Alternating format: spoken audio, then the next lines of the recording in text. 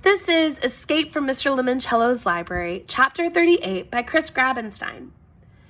Very interesting, said Akimi, looking through the cafe's glass walls and into the rotunda reading room. What? Said Miguel. I think Clarence just dropped off our books. Kyle pushed back from the table. He could see the shadowy figure of the bulking security guard slinking away from the round desk at the center of the rotunda. He left behind a stack of books. Come on, he said. Let's go see what sort of inspirational reading Dr. Zinchenko has selected for us. What about those guys, said Miguel, gesturing toward the table where Charles and Andrew were finishing their desserts. Kyle was torn. On one hand, he didn't want to give away the bonus his team had received, thanks to the other team's penalty. On the other hand, he didn't want people saying he and his friends won because Mr. Lemoncello had tossed them an extra clue. He came up with a compromise. Hey, Charles, Andrew, we're all going to go grab some books to read to kill time till tomorrow morning. You two might want to do the same thing. No thanks, Charles stood up. We pretty much have this thing figured out. In fact, I think Mr. Lemoncello steered us toward the clunker card so we wouldn't win too easily. I mean, how would it look if we escaped from his library in less than 24 hours? Bad, said Andrew. Real bad. Indeed, said Charles. In fact, I suspect nobody would buy Lemoncello games anymore if we showed them how consistently easy they are to win.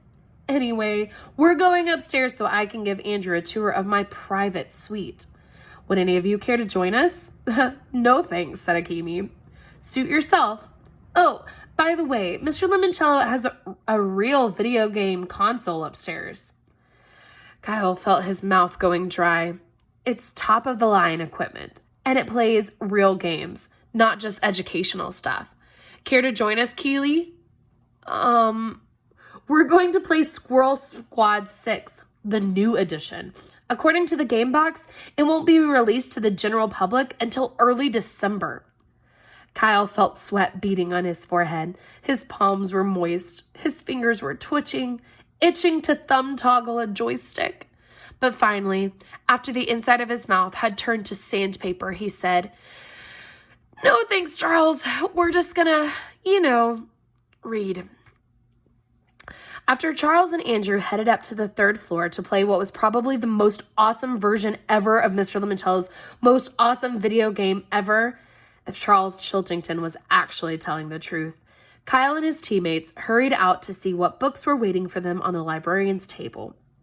They found 7 different versions of the same book, The Complete Sherlock Holmes. One was a leather-bound limited edition, another was a tattered paperback, 3 were hardcovers with different illustrations on their fronts, and 1 was a bigger kind of paperback with lots of scholarly essays.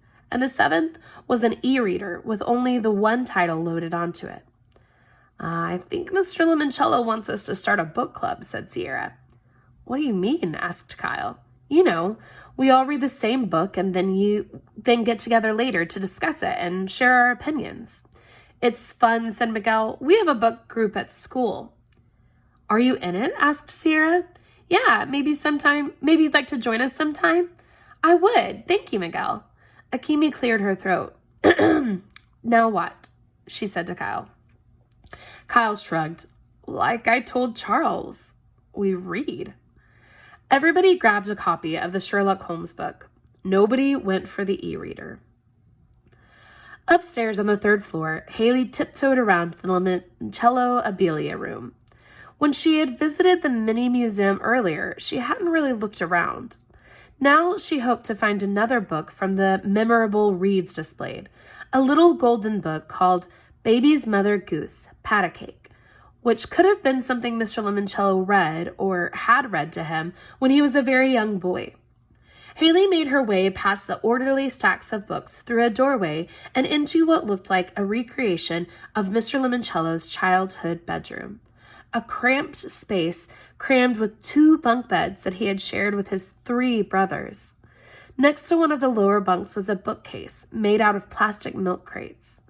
There it was, filed away with maybe 3 dozen other skinny, hardboard-covered pictured books. Haley pried open the cover. Out plopped a 4x4 art card.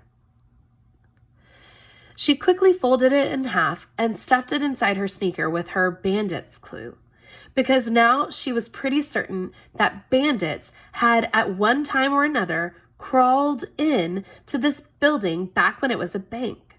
The silhouette of Indiana didn't represent the Indianapolis 500 like Charles had insisted. It stood for IN, the official post office abbreviation for the Hoosier state.